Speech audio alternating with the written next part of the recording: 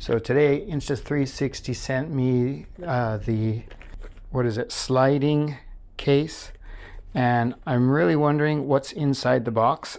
So I thought you might be wondering what's inside the box too, so I'm going to make a quick video. Thank you, Insta360.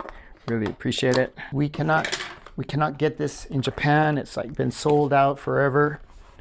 All right, so very simple, just some simple documentation inside, and that's it. And then that reminds me, this box is actually like the instructions on how to set it up. So that's what we got right there. So all right, well, let's give it a try and see what happens.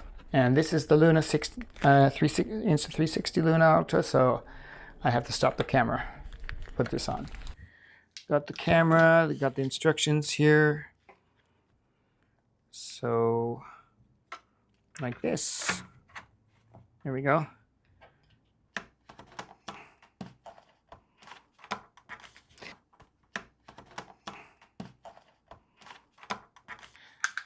Okay, so we got it on. It is a really cool setup. You know, you just kind of slide it down, as you may see, and it boots up.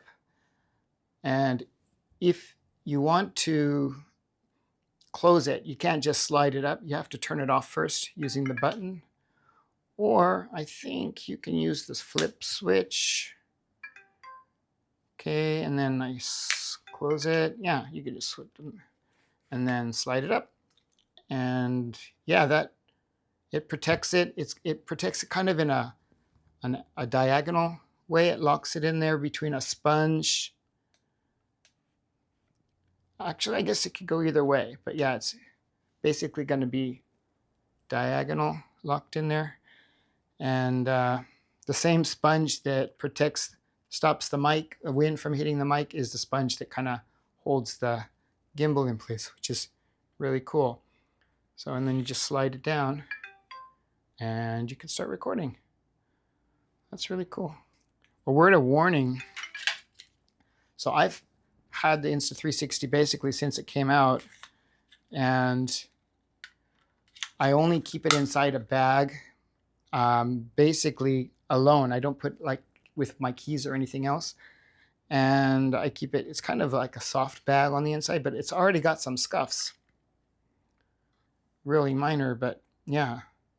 So I think in this case, like the screen is exposed. I have a screen protector, so you might want to make sure that's on if you're gonna sport this thing. Yeah, that's pretty cool. I'm looking forward to using it. It's really not that much smaller, guys. If you look, right, the Insta360 has really done a great job with this. It's like basically the same size. Can you see that? So you're not getting any more portable, but basically you don't have to take this off and put it anywhere. You can just slide it down. So that's the bonus. Yeah, it is a little harder to hold, I would say, for sure. Yeah, it doesn't feel as good in the hand. Let me put the bottom grip on. Maybe that'll make a difference. Yeah, with the bottom grip, it's much easier to hold, but without it, it's kind of hard to hold. Feels kind of weird. Feels like you might drop it. A Japanese YouTuber called he's got a great channel, always has the latest gear. He's got to be rich as heck. He was talking about how this was sliding up on him as he was using it, but I don't see this thing sliding up.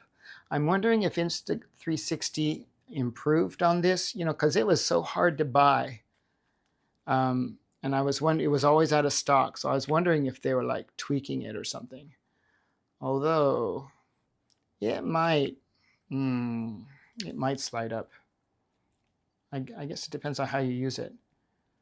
If you hold it kind of like a sword with your bottom two fingers on the bottom, like this, then it's not too bad to hold. But yeah, it's a little. Yeah, I definitely think the battery grip makes this thing easier to hold. Okay, so that's the sliding case for Insta360. I'm going to be using this on my trip on Sunday. I'm going to be shooting in Kyushu, volcano, if they'll let us. I guess it's about to erupt, so, or they're worried that it might erupt, so you're not allowed to get within a kilometer of the crater, but it's still beautiful all around that area, lots of green. So looking forward to that. All right, thanks for watching.